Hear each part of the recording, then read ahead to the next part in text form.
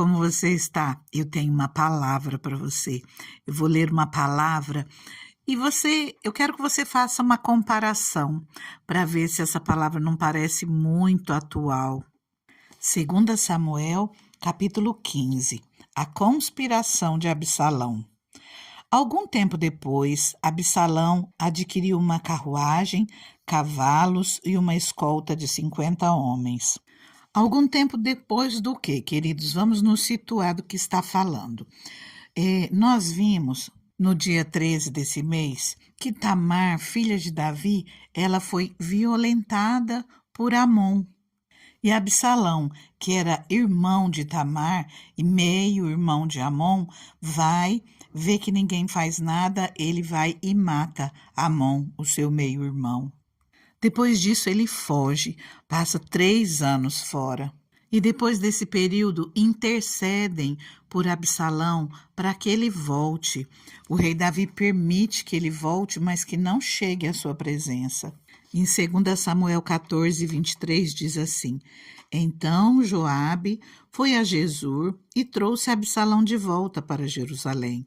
Mas o rei disse: Ele irá para a casa dele, não virá à minha presença.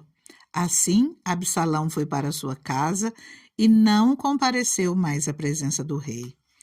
Em todo o Israel não havia homem tão elogiado por sua beleza como Absalão.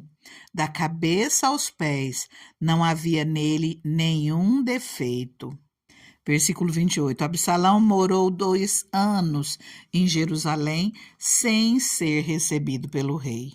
Nesse período, Absalão prepara algumas situações até que ele consegue ser recebido pelo rei. No versículo 33 diz: Então Joabe foi contar tudo ao rei, que mandou chamar Absalão. Ele entrou e prostrou-se rosto em terra perante o rei, e o rei saudou-o com um beijo. Aí nós voltamos ao que nós estávamos lendo. 2 Samuel 15. Algum tempo depois, Absalão adquiriu uma carruagem, cavalos e uma escolta de 50 homens. Agora você entendeu um pouquinho o contexto do que Absalão estava vivendo. Ele se levantava cedo e ficava junto ao caminho que levava à porta da cidade. Sempre que alguém trazia uma causa para ser decidida pelo rei, Absalão o chamava e perguntava de que cidade vinha. A pessoa respondia que era de uma das tribos de Israel e Absalão dizia: A sua causa é válida e legítima, mas não há nenhum representante do rei para ouvi-lo. E Absalão acrescentava: Quem me dera ser designado juiz dessa terra? Todos os que tivessem uma causa, uma questão legal, viriam a mim e eu lhe faria justiça. E sempre que alguém se aproximava dele para prostrar-se em sinal de respeito, Absalão estendia a mão, abraçava-o e beijava-o. Absalão agia assim com todos os israelitas que vinham pedir que o rei lhe fizesse justiça. Assim, ele foi conquistando a lealdade dos homens de Israel. Ao final de 4 anos, Absalão disse ao rei: Deixa-me ir a Hebrom para cumprir um voto que fiz ao Senhor. Quando o teu servo estava em Jesur, na Síria, fez este voto: Se o Senhor me permitir voltar a Jerusalém, prestarei culto a ele em Hebrom. Vá em paz, disse o rei. E ele foi para Hebrom. Absalão enviou secretamente mensageiros a todas as tribos de Israel, dizendo: Assim que vocês ouvirem o som das trombetas, digam: Absalão é rei em Hebrom. Absalão levou 200 homens de Jerusalém. Eles tinham sido convidados e nada sabiam, nem suspeitavam do que estava acontecendo. Depois de oferecer sacrifícios, Absalão mandou chamar Aitofel da cidade de Gilo, conselheiro de Davi. A conspiração ganhou força e cresceu o número dos que seguiam Absalão. Queridos, quero dar uma paradinha aqui para chamar a sua atenção Você consegue perceber que a hipocrisia parece a hipocrisia dos políticos, de muitos, nós não podemos generalizar, porque nós sabemos que tem muita gente boa, mas nós precisamos estar com os nossos olhos abertos e pedirmos discernimento para o Senhor, porque através da hipocrisia de Absalão, nós percebemos como o povo pode ser enganado. Nós precisamos estar atentos, nós precisamos estar em oração, para que nós não nos deixemos ser levados, assim como esse povo que foi enredado por Absalão. E olha que até o tempo que ele fica preparando é o tempo de uma campanha política, né? Ao final de 4 anos, no versículo 7, ele prepara tudo e ele usa o nome de Deus. Deixa-me ir a Hebrom para cumprir um voto que fiz ao Senhor. Mas ele vai lá para dar um golpe no seu próprio pai. Ele está do lado do rei e ele que já tinha feito uma coisa errada, já havia recebido perdão do pai, ninguém se levantou contra ele, voltou para casa e ele vai e ele prepara novamente para dar outro golpe. E Davi, que foi tão forte para lutar contra tantos filisteus, ele não quer se levantar contra Absalão. Aqui no versículo 13 continua. Então o mensageiro chegou e disse a Davi: os israelitas estão com Absalão.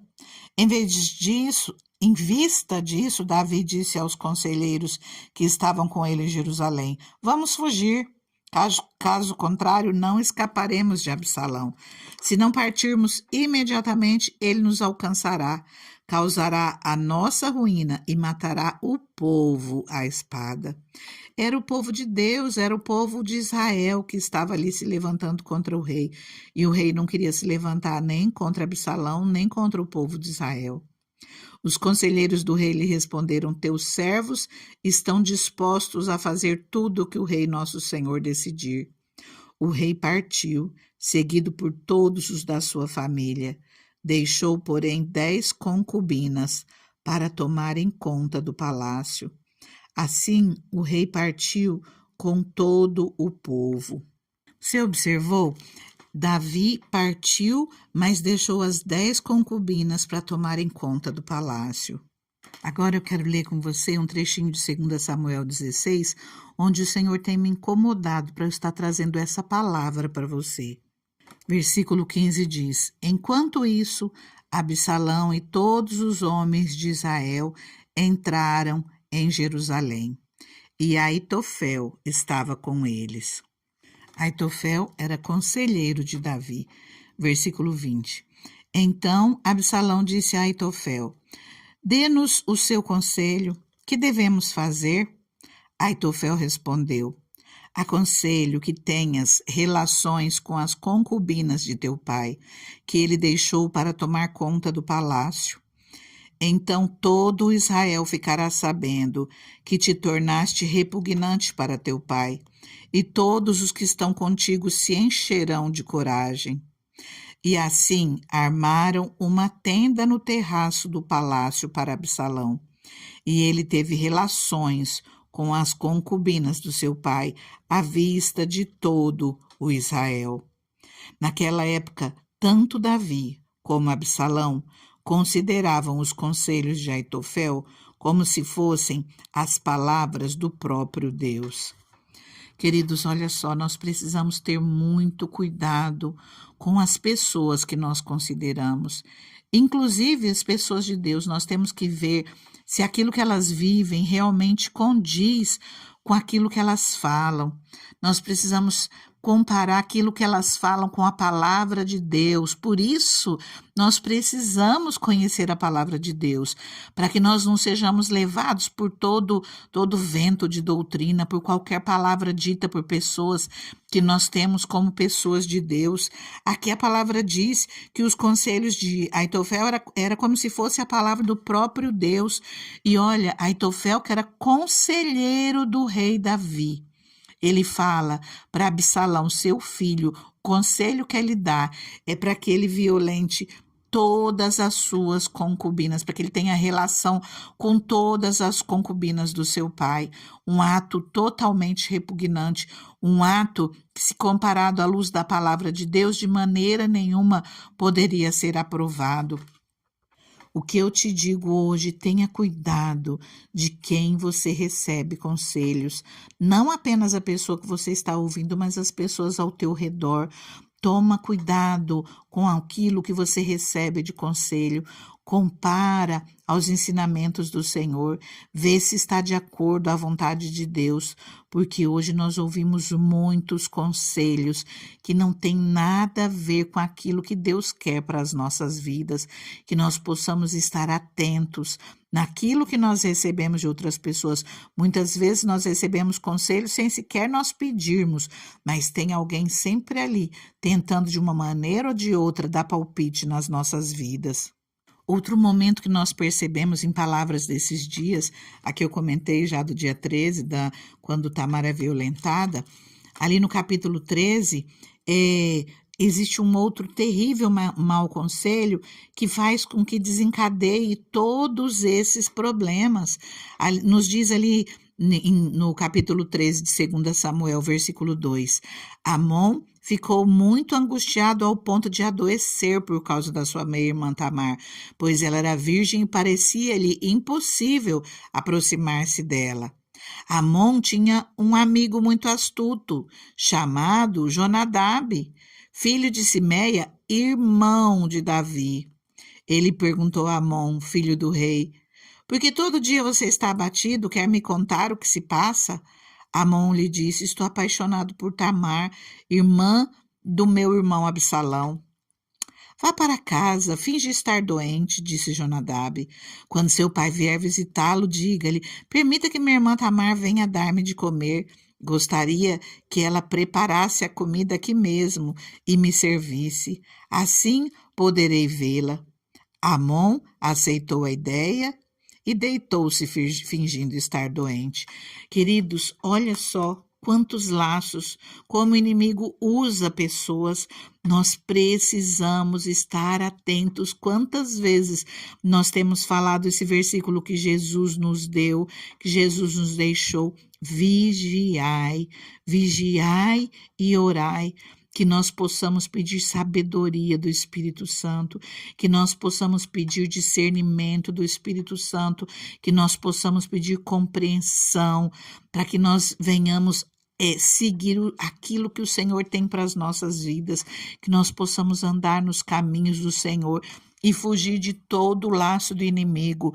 Como dizem, de boa intenção o inferno está cheio, e nós precisamos estar atentos para que palavras do inferno não venham para as nossas vidas, para que conselhos do maligno, para tentando acabar com aquilo que é nosso. Queridos, de repente, um mau passo destrói o futuro.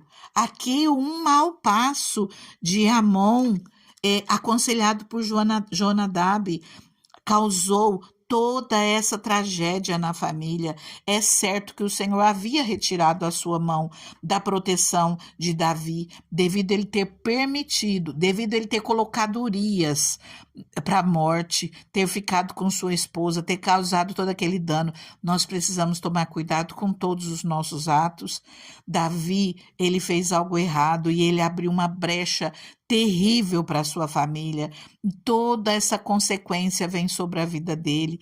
Ele tem que fugir, ele sofre muito nisso. No futuro, ele perde o seu filho Absalão, num futuro que se passou há muito tempo, né? Em meio à guerra, Absalão está andando numa mula e a mula passa debaixo dos galhos de uma grande árvore e ele fica preso nos galhos pela cabeça.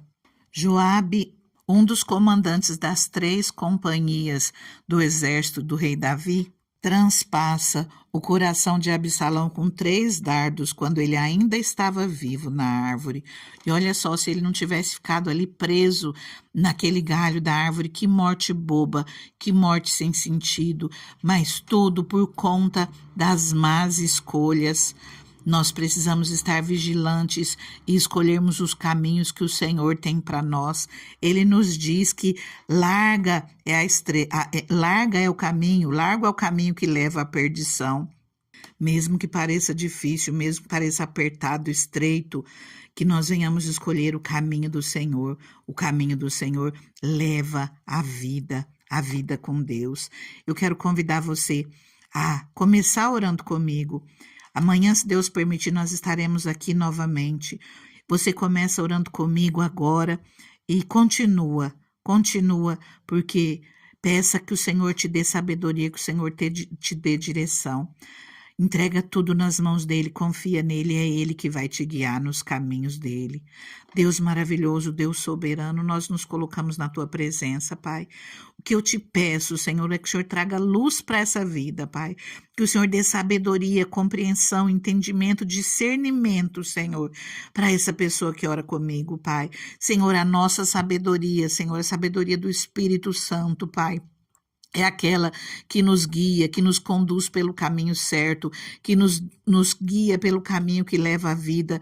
E nós te pedimos, Senhor, dá-nos da tua sabedoria, dessa sabedoria que vem de ti. Fica com essa pessoa, Pai, guarda ela em todos os seus caminhos. Nós oramos no nome de Jesus e agradecemos. Amém? Fica na paz.